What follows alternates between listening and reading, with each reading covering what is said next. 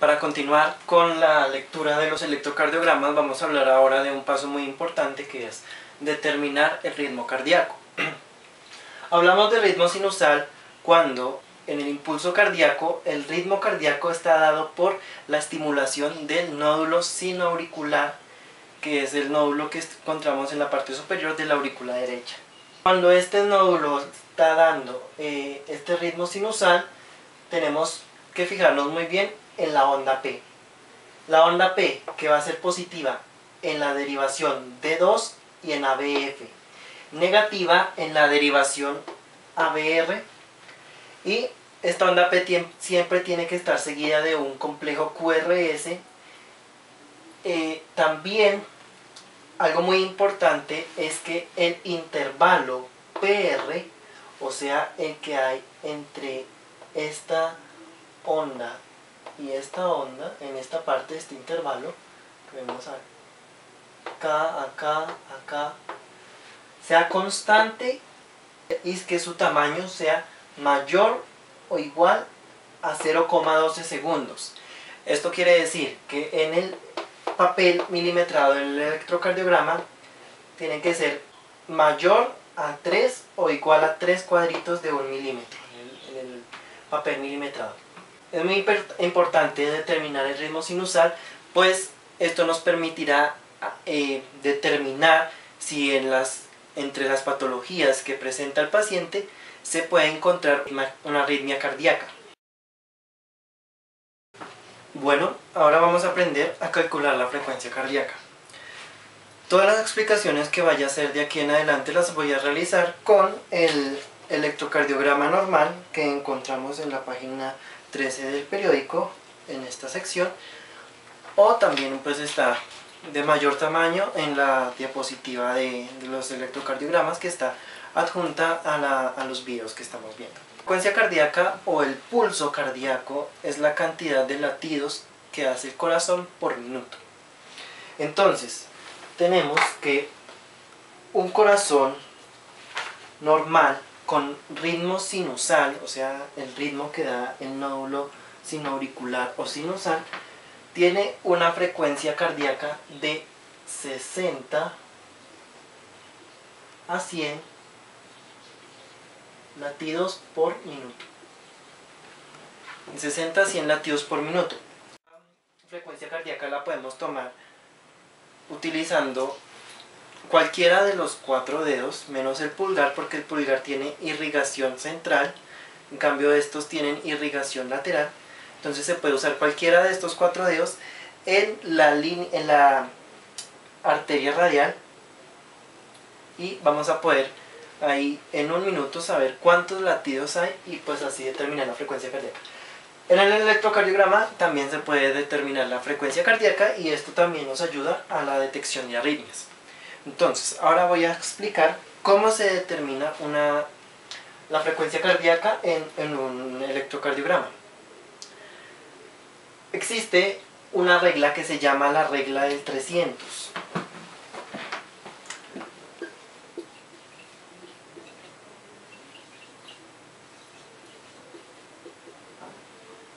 La regla del 300, ¿en qué consiste? Consiste en tomar la onda R o la onda P que se encuentre en una línea gruesa del papel milimetrado y contar a partir de esta cuántos espacios de 5 milímetros hay de onda R a onda R. Entonces, supongamos que tenemos una línea gruesa justo en esta onda R. Y que hay, como en el caso de nuestro electrocardiograma normal que tenemos como ejemplo, que hay una distancia o una cantidad de cuadros de R a R, esta es R a R, hasta acá, de 4,6 cuadrados, 4,6 cuadrados. Entonces, la regla del 300 simplemente consiste en 300 dividido los cantidad de cuadrados, nos da 4,6, que nos da un valor aproximado de 61 latidos por minuto. Una frecuencia cardíaca normal nos da en un intervalo de 5 cuadritos. 5 cuadritos nos da una frecuencia cardíaca de 60 latidos por minuto. Por eso se determinó que fuera la cantidad de cuadritos lo que nos dijera la frecuencia cardíaca del paciente. En este primer paso de nuestro electrocardiograma podemos decir que pues el paciente tiene una frecuencia cardíaca de 61 latidos por minuto, no está mal. Y pues ahora también tenemos que decir si el ritmo es regular o no. El ritmo es regular cuando vemos que hay la misma distancia entre cada una de las ondas R. Entonces, tenemos que medir o ver en las ondas R qué distancia hay y darnos cuenta si es la misma en todos los casos. Ya sabemos que hay un ritmo sinusal, o sea que el ritmo está normal, quiere decir que ya nos descarta una arritmia. También podemos decir que el ritmo es regular, entonces pues también quedamos doblemente seguros de que no se trata de una arritmia. Algo muy importante, y lo vemos en este electrocardiograma, es que las líneas, no hay línea isoeléctrica recta, totalmente recta, horizontal. ¿Esto a qué se debe? Como mencioné en el video anterior, la implantación o la postura de los diferentes electrodos que corresponden a las derivaciones tiene que hacerse en el lugar exacto de donde se mencionó, como se mencionó en el anterior video. ¿Por qué? Porque si no se colocan en ese lugar, la lectura va a ser errónea. Podemos dar patología a pacientes sanos o podemos dar sanidad a pacientes que tienen alguna patología. Entonces, como vemos acá en el electrocardiograma de ejemplo, este electrocardiograma no tiene una línea isoeléctrica recta, lo que quiere decir que fueron mal colocados los electrodos. Bueno, ahora vamos a hablar de las arritmias cardíacas. ¿Qué son las arritmias cardíacas? Las arritmias cardíacas son las alteraciones en la frecuencia cardíaca o en el ritmo cardíaco. Estas se dan por inconsistencias en el sistema eléctrico del corazón. Entonces, podemos tener arritmias que aceleren el pulso cardíaco o arritmias que retarden el pulso cardíaco. Cuando hablamos de una arritmia que acelera el pulso cardíaco, hablamos de una taquicardia. Cuando hablamos de una arritmia que vuelve lento el ritmo cardíaco, hablamos de una bradicardia. Podemos tener una bradicardia normal en momentos de sueño o una taquicardia normal en momentos de ejercicio, de impacto emocional o de enfermedades. Entonces, para detectar este tipo de arritmias en el electrocardiograma, lo más importante va a ser medir la frecuencia cardíaca y también examinar y ver bien las alteraciones que hay en la morfología de las ondas. Entonces, vamos a partir de un electrocardiograma normal. Bien.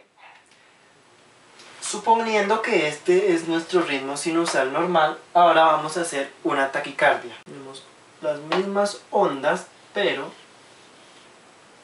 la propagación del impulso va a ser más rápida. Esta taquicardia también la podemos tener por consumo de sustancias y como el café o como las bebidas energizantes, y es necesario hacer ejercicio físico para poder satisfacer el gasto cardíaco que está haciendo nuestro cuerpo. Tenemos también que tener en cuenta que ahora con la bradicardia vamos a tener un ritmo lento que nos está indicando que hay una falla en el corazón. Entonces, hablamos de un ritmo normal, una taquicardia y una bradicardia. Tenemos que tener en cuenta que no siempre una taquicardia va a ser patológica, porque como les dije, hay condiciones normales en las que podemos encontrar una taquicardia o una bradicardia. Lo importante es determinar si el paciente ha tenido una taquicardia frecuente o una bradicardia frecuente. Es ahí ya cuando empezamos a hablar de una irregularidad y de un daño en el sistema de conducción del corazón.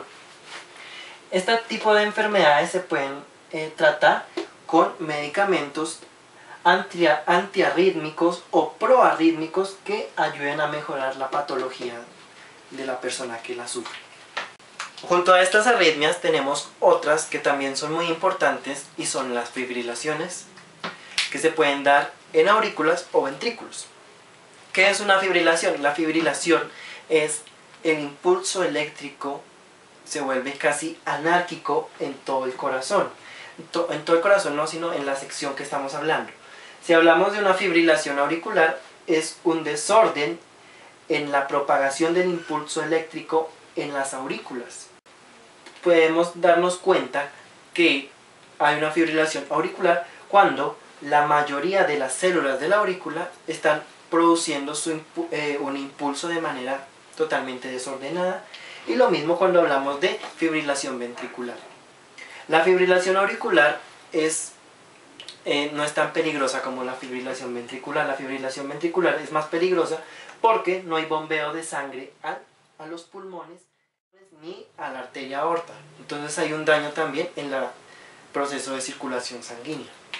Entonces, para determinar una fibrilación auricular en el electrocardiograma es fácil reconocer las siguientes partes. Partiendo de este electrocardiograma normal, en el cual podemos identificar claramente la onda P, el complejo QRS y la onda T, vamos a hablar de las alteraciones electrocardiográficas de las fibrilaciones auricular y ventricular. Como vemos, en la fibrilación auricular solo tenemos presencia del complejo QRS, y eso sí se logra anotar la diferencia entre la onda Q y la onda S. Por lo principal solo se ve la onda R. Pero pues aquí, para implicaciones didácticas, vamos a ver esta fibrilación auricular con el complejo QRS. Tenemos también la fibrilación ventricular. La fibrilación ventricular sí es algo totalmente distinto a lo que es un electrocardiograma normal. Vemos en el espectro la gravedad de lo que puede conllevar una fibrilación ventricular en cuanto a conducción cardíaca. Vemos que no se está dando en ninguno de los órdenes establecidos por el impulso eléctrico que da nuestro nódulo sinoauricular y nuestro nódulo auriculoventricular, sino que se están dando en manera desproporcionada por las diferentes células miocárdicas que hay en el corazón. Bueno, y pues estas son las comparaciones y estas son las diferencias visuales que hay entre el electrocardiograma normal, una fibrilación auricular y una fibrilación ventricular.